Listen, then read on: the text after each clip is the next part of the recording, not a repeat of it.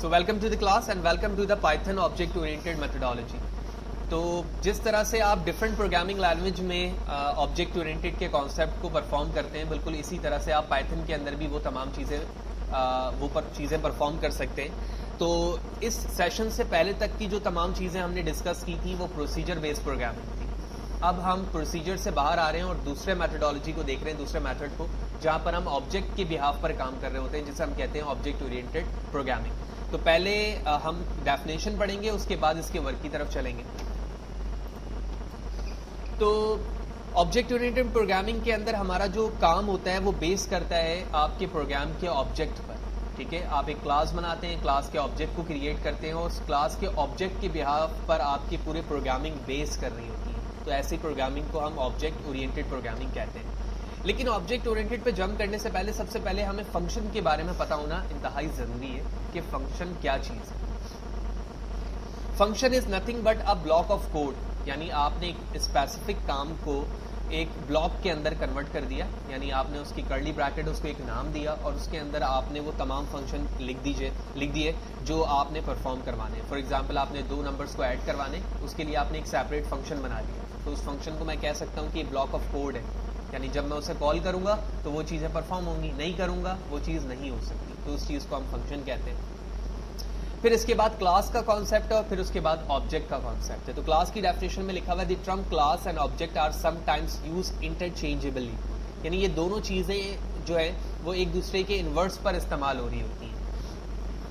But in fact classes describe the type of the object, यानी classes type of the object define करती हैं, while object are usable instance of a class. यानी in simple word में ये कह सकता हूँ कि क्लास एक टेम्पलेट है, ठीक है, जिसके अंदर collection of variables and functions आप लिखते हैं और उसके बाद उसके ऑब्जेक्ट को क्रिएट करके उन तमाम वेरिएबल्स और फंक्शन को आप इस्तेमाल कर सकते हैं। Whereas object are instance of the classes, यानी ऑब्जेक्ट जो है वो आपकी क्लासेस का एक पार्ट होता है। ठीक है, in other word an instance of a class is an object. ठीक है, यानी जो इंस्टेंस ऑफ द क्लास है वो एक ऑब्जेक्ट है, defined by that particular class. Creating a new instance or an object is called instantations। इससे मुराद ये है कि अगर मैं एक ऑब्जेक्ट क्रिएट करता हूँ तो इसका मतलब ये है कि वो क्लास का एक पार्ट है और उस ऑब्जेक्ट के ज़रिए से मैं तमाम चीज़ों का एक्सेस कर सकता हूँ जो उस क्लास के अंदर बनाई गई है। यानी अगर मैं 5 फंक्शंस बनाता हूँ या मेथड बनाता हूँ तो ऑब्जेक्ट के ज़रिए मैं उन तमाम को क्या कर सकता हूँ, एक्सेस कर सकता हूँ। तो अब हम चलते हैं प्रैक्टिकल वर्क की तरफ। सबसे पहले फंक्शन परफॉर्म करेंगे, उसके बाद इन फर्दर चीज़ों को भी हम देखेंगे। तो इस वक्त मैं जुपिटर नोटबुक की एक फ़ाइल पर मौजूद हूँ जो कि मैं ऑनलाइन एक्सेस यानी कोलैब पर परफॉर्म कर रहा हूँ। आप डायरेक्टली गूगल पे कोलैब लिखें, कोलैब गूगल पर आप आ जाएंगे और उसके बाद आप साइन इन करेंगे अपने आप को और उसके बाद आप इस प्लेटफॉर्म पर आ सकते हैं जो कि मैंने यहाँ पर ओपन कर रखा है। अगर आपकी मशीन पर एनाकोंडा इंस्टॉल है तो आप जुपिटर नोटबुक पे भी काम कर सकते हैं। इसी फाइल को जो हम यहाँ परफॉर्म कर रहे हैं आप चाहें तो जुपिटर नोटबुक पे भी रन कर सकते हैं या फिर यहाँ वाली फाइल को आप जुपिटर पे चलाएं या जुपिटर वाली फाइल को आप यहाँ पर भी रन कर सकते हैं। Both are same. अब यहाँ पर हम समझते हैं कि किस तरह से मैं एक फंक्शन क्रिएट कर सकता हूँ पाइथन के अंदर। तो सबसे पहले फंक्शन क्रिएट करने को हम सी शार्प पे देखते हैं कि सी शार्प पे हम फंक्शन किस तरह से बनाया करते थे। तो यहाँ पर मैंने मल्टी लाइन कमेंट किया है, 3 टाइम सिंगल कोटेशन क्लोज है और यहाँ पर ओपन किया है। आपको याद होगा सी शार्प के अंदर या सी लैंग्वेज में फंक्शन बनाने का तरीका ये होता है कि आप फंक्शन का नाम लिखते हैं और नाम लिखने के बाद आप उसकी बॉडी बनाते हैं और बॉडी बनाने के बाद 2 वेरिएबल डिफाइन किया और कंसोल डॉट राइट लाइन के अंदर मैंने वो चीज़ डिफाइन कर दी कि किन किन वेरिएबल्स को सम करना है। लेकिन पाइथन के अंदर इसका सिंटैक्स बिल्कुल चेंज होता है। अगर मैं बात करूं इसको स्क्रैच से करने की तो सबसे पहले मैं लिखता हूं DEF। ये एक कीवर्ड है चूँकि जब भी आप फंक्शन बनाओगे तो डेफ ज़रूर लिखो। फिर मैंने स्पेस दिया, अब मुझे अपने फंक्शन का नाम लिखना है तो मैंने चूज़ किया अपने फंक्शन का नाम सम, स्मॉल ब्रैकेट ओपन क्लोज जो कि पैरामीटर की बॉडी होती है। उसके बाद कॉलन प्रेस करूंगा। कॉलन प्रेस करने के बाद जैसे एंटर करूंगा तो आप देख रहे हो लेफ्ट साइड से एक इंटेंड है जो कि इसकी बॉडी को रिप्रेजेंट कर रहा है। सी शार्प के अंदर आप कर्ली ब्रैकेट बनाते हैं, यहाँ पर कर्ली ब्रैकेट अलाउ नहीं है। इसके लिए आप कॉलन प्रेस करके जैसे एंटर करोगे वो खुद ब खुद इंटेंड दे देगा, यानी इस वक्त मैं फंक्शन के अंदर मौजूद हूँ। यहाँ आने के बाद मैंने 2 वेरिएबल डिफाइन किए, a=1 and b=3।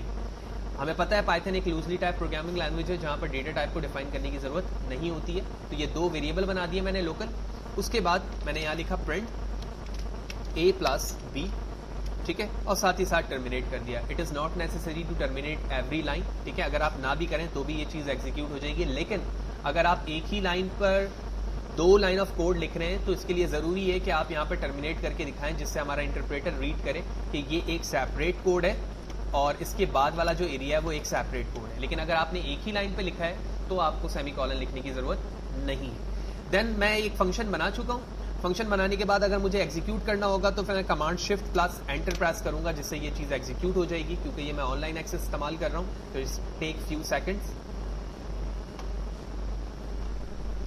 Okay, now it's time to execute the function, ठीक है। जो फंक्शन हम एक दफ़ा बना चुके हैं, अब उस फंक्शन को मुझे एग्जीक्यूट करना है। तो फंक्शन का नाम क्या है जो अभी हमने जिसे हमने एग्जीक्यूट किया यानी रन किया है, अब मुझे उसे कॉल करना है। तो कॉल करने के लिए मैं डायरेक्टली सेकंड लाइन पर लिखता हूँ सम, जो हमारे फंक्शन का नाम है। उसके बाद स्मॉल ब्रैकेट ओपन क्लोज किया और उसके बाद shift plus enter to execute. तो 4 वैल्यू प्रिंट हो जानी चाहिए और ऐसा ही हुआ कि 4 की वैल्यू प्रिंट हो गई। क्यों? क्योंकि फंक्शन के अंदर आप देख रहे हो 2 वैल्यू सम हो रही है और उसके बाद वो रिटर्न कर रही है। तो जैसे ही मैंने उसे प्रिंट करवाया उसकी वैल्यू यहाँ पर प्रिंट हो गई। अब बारी आती है फंक्शन विद पैरामीटर। तो आपको याद होगा सी प्रोग्रामिंग या सी शार्प के अंदर आप 2 तरह से फंक्शन परफॉर्म करते हैं। एक तरीका तो ये है कि आप डायरेक्टली क्या करते हैं, विदाउट पैरामीटर इस्तेमाल करते हैं, एक विद पैरामीटर इस्तेमाल करते हैं। तो यहाँ पर मैंने विद पैरामीटर पे लिखा है कि सबसे पहले मैंने फंक्शन के लिए डेफ का इस्तेमाल किया, उसके बाद फंक्शन का नाम है विद पैरामीटर और उसके बाद मैंने उन पैरामीटर की वैल्यू को प्रिंट करवा दिया। इसका मतलब ये हुआ कि जब मैं इसे एग्जीक्यूट करूंगा तो जब मैं फंक्शन कॉल करूंगा तो मुझे पैरामीटर की वैल्यू बतानी होगी। तो सबसे पहले मैंने फंक्शन का नाम यहाँ से कॉपी किया और कॉपी करने के बाद मैं इसे कॉल करना चाहता हूँ तो मैंने प्रिंट और उसके बाद ब्रैकेट ओपन किया। तो ब्रैकेट जब आप ओपन करोगे तो यहाँ पर 2 पैरामीटर की वैल्यू चाहिए a एंड b। तो मैंने लिखा 5,5 और आप देख रहे हो कि मैं इसे प्रिंट करना चाह रहा हूँ तो मैं लिखता हूँ प्रेस करता हूँ shift plus enter to execute and it's work. तो आप देख रहे हो 5 + 5 इक्विवेलेंट टू 10।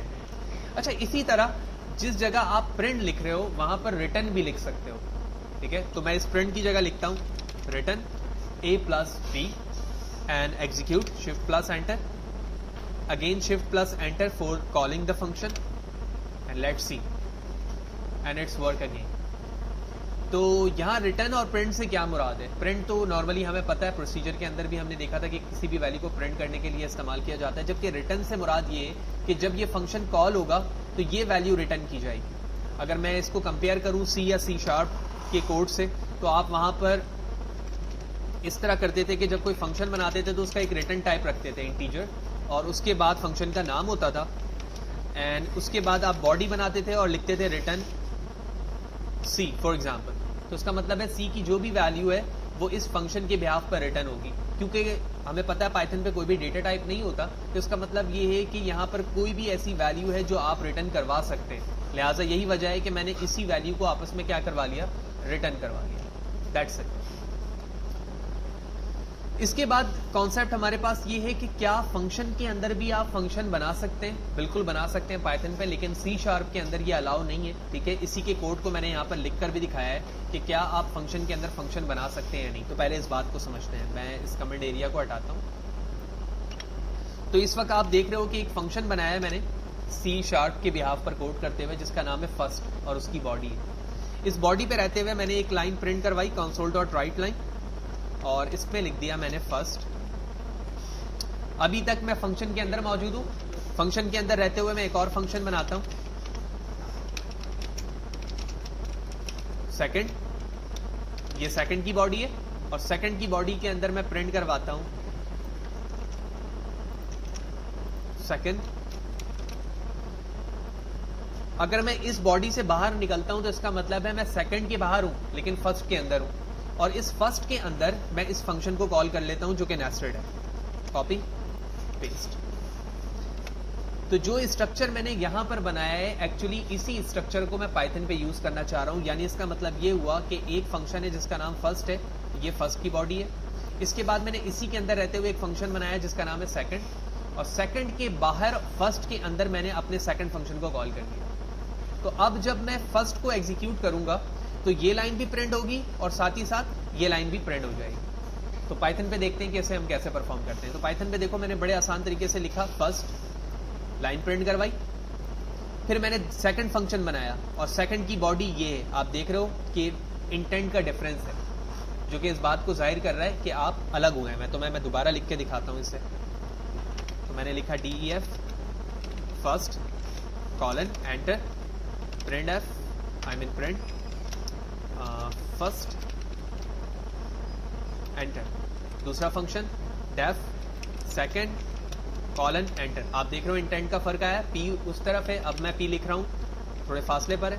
यहाँ पे मैंने लिखा second enter bag space bag space. यहाँ पर आकर मैं किसे कॉल कर रहा हूँ, सेकंड को। तो सेकंड को कॉल किया है मैंने फर्स्ट के अंदर, ठीक है, सेकंड के बाहर आ चुका हूँ मैं। एग्जीक्यूट करता हूँ तो एक फंक्शन बन चुका है जिसका नाम है फर्स्ट। अब मैं फर्स्ट को कॉल कर रहा हूँ तो फर्स्ट का नाम लिखूंगा जिस तरह यहाँ लिखा है। मैंने इसे कॉपी किया, पेस्ट किया। तो होना क्या चाहिए कि दो चीजें लिखी हुई आनी चाहिए, फर्स्ट एंड सेकंड लाइन पे सेकंड लिखाना चाहिए। लेट्स सी, मैं एग्जीक्यूट करता हूँ, shift plus enter to execute and it's error something, line number 1।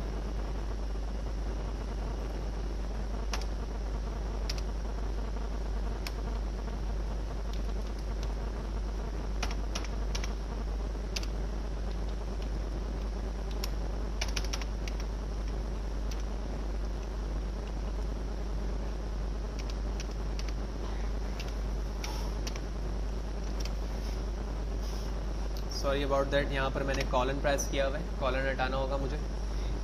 Shift plus enter to execute and it's successfully work. तो आप देख रहे हो कि ये फर्स्ट एंड सेकंड दोनों लिखा हुआ आ गया।